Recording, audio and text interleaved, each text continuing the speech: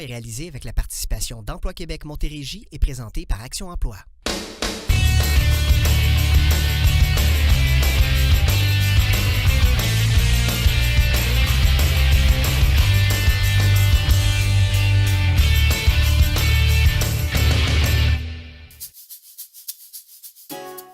Bonjour, bienvenue à l'émission Objectif Emploi. Je me présente Richard Plouffe d'Action Emploi. Aujourd'hui, le thème de l'émission, c'est qu'est-ce que l'employeur veut?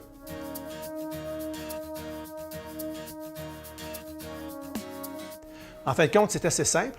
L'employeur veut savoir deux choses. Est-ce que vous êtes capable et motivé pour occuper le poste? Je vais donner l'exemple du vendeur de voitures. J'arrive chez un concessionnaire de voitures dans la salle d'exposition et le vendeur vient me voir et me dit « Vous êtes chanceux, monsieur, aujourd'hui, j'ai une voiture, elle a 4 pneus et un volant. Je m'attends à ce que la voiture ait 4 pneus et un volant. » Si en entrevue, la personne se fait demander quelles sont vos principales forces, c'est que la personne dit « Je suis ponctuel et honnête », ce que les gens disent souvent. Bien, c'est un peu comme le vendeur de voiture qui dit « J'ai 4 pneus puis un volant sur cette voiture-là ».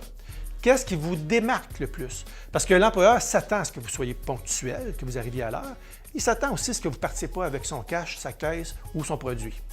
Donc, essayez d'être un peu plus original dans vos réponses. En recherche d'emploi, arrivant en entrevue, c'est très important d'être capable de se démarquer des autres candidats. Qu'est-ce qui va faire qui va vous engager plutôt qu'une autre personne? C'est de vous démarquer comme une empreinte digitale.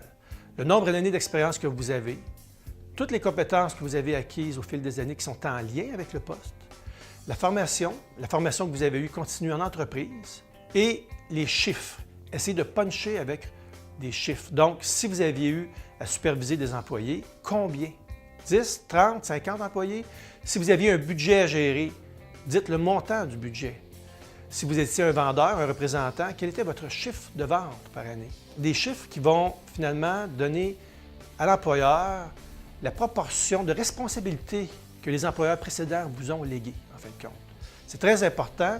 À ce moment-là, l'employeur se fait une idée précise de vos capacités. Les chiffres, c'est un peu comme compter un but au hockey dans la première période.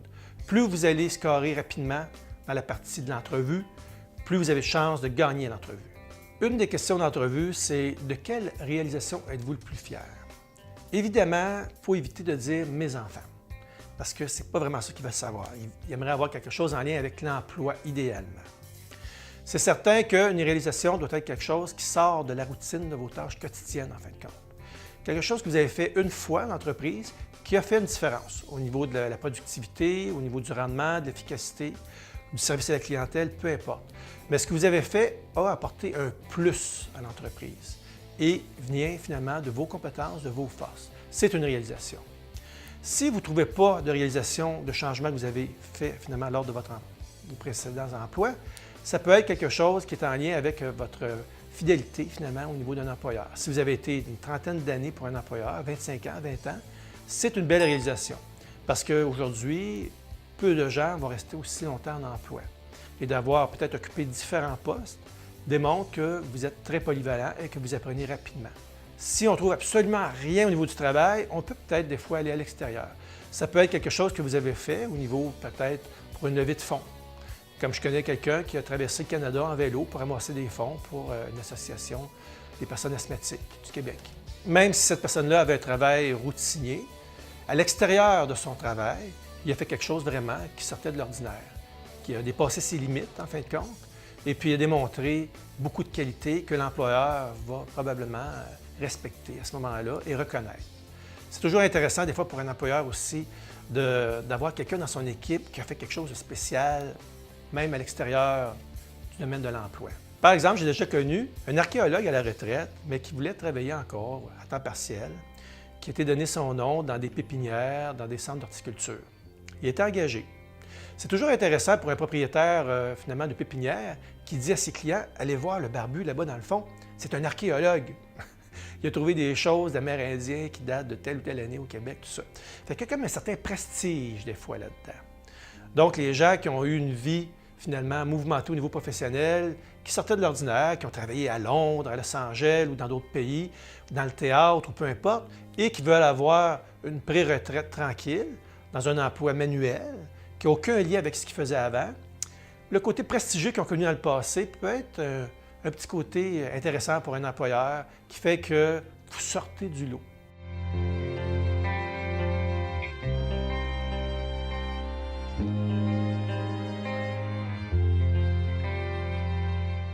Donc, si l'employeur veut savoir si vous êtes capable et motivé, à compétence égale, même moindre, l'employeur va choisir la personne qui démontre plus de motivation. S'il se dit que vous êtes motivé pour venir travailler et que vous n'avez peut-être pas toutes les compétences requises, il va vous apprendre ce qui vous manque, mais vous allez avoir la motivation pour l'apprendre plus facilement et le goût, finalement, de travailler pour cette entreprise-là. Ce qui fait qu'à compétence égale, si une personne démontre moins de motivation, elle a beaucoup moins de chances d'obtenir le poste. C'est à vous d'aller chercher la petite étincelle lorsque vous répondez aux questions. Évidemment, plus que vous allez vous focusser sur ce que vous aimez de cet emploi-là, ce que vous aimez exécuter comme tâche à ce poste-là, plus vous allez ressentir l'intérêt pour le poste. Et en entrevue, le ton de votre voix, le non-verbal, va démontrer votre intérêt. Parce que même si on le dit, oui, j'aime ça, faire ça, il faut le dire avec enthousiasme et le démontrer. Si on explique comment nous, on travaille à ce poste-là, qu'est-ce qu'on fait et qu'est-ce qu'on aime, automatiquement, l'employeur va le voir, puis vous allez donner des exemples concrets qui fait que la motivation va ressortir. Lui, ce qu'il veut, c'est quelqu'un qui a le goût de travailler à chaque matin et d'être motivé pour faire le travail et d'être fier de sa journée après, pour faire partie d'une équipe, avoir un sentiment d'appartenance. Donc, la motivation, c'est quelque chose de majeur. Plus que la personne peut être nerveuse en entrevue, plus qu'elle risque d'avoir des blancs de mémoire et de ne pas être capable de démontrer sa motivation. C'est pour ça qu'avant d'aller en entrevue, c'est important de visualiser comme si vous aviez eu le poste, puis que ça fait peut-être 6 mois, 1 an que vous travaillez là, comment vous allez vous sentir en faisant comme si vous êtes engagé puis que vous aimez votre travail. Si vous arrivez en entrevue comme si vous aviez obtenu le poste, la motivation automatiquement va être reliée à vos intérêts et à vos compétences. Et l'employeur va vous voir occuper le poste. L'idée, c'est qu'il soit capable de comprendre, justement, votre motivation et votre capacité, et surtout, de faire le lien avec le poste et ce que vous avez à offrir. Comme il n'y a pas d'emploi parfait, c'est important de focusser sur toutes les tâches que vous préférez faire sur le poste sur lequel vous appliquez. Parce que si vous focussez sur le petit bout que vous n'aimez pas, évidemment, là, la motivation ne pourra pas transparaître lorsque vous allez parler. Donc, pensez à tout ce que vous aimez. Et lorsque vous donnez des réponses à l'employeur, ayez des exemples en tête. Comment vous travaillez avec les outils ou avec les personnes avec qui vous travaillez pour démontrer votre motivation et votre intérêt. Puis en parlant de vos intérêts, en général, tout ce qu'on aime faire, c'est parce qu'on est bon et à l'aise là-dedans. Puis l'employeur va comprendre, il va voir les motivations reliées aux compétences et aux intérêts, et tout ça va faire un tout qui fait qu'il va vous voir occuper le poste. En conclusion, pour vous démarquer et faire la différence, pour que l'employeur comprenne que vous êtes capable et motivé, ça prend de la préparation. Il faut vous réapproprier vos compétences et comprendre pourquoi vous voulez occuper ce poste-là et ressentir le plaisir que vous allez avoir lorsque vous allez avoir le poste. Si vous arrivez comme ça en entrevue, vous allez être plus détendu et confiant. C'est normal d'être stressé, c'est correct. Mais ça va être un bon stress qui va vous permettre de vous vendre et d'expliquer pourquoi vous êtes le candidat idéal pour le poste, avec tout l'enthousiasme et les arguments qui vont faire que l'employeur va vous croire, parce que vous allez y croire aussi.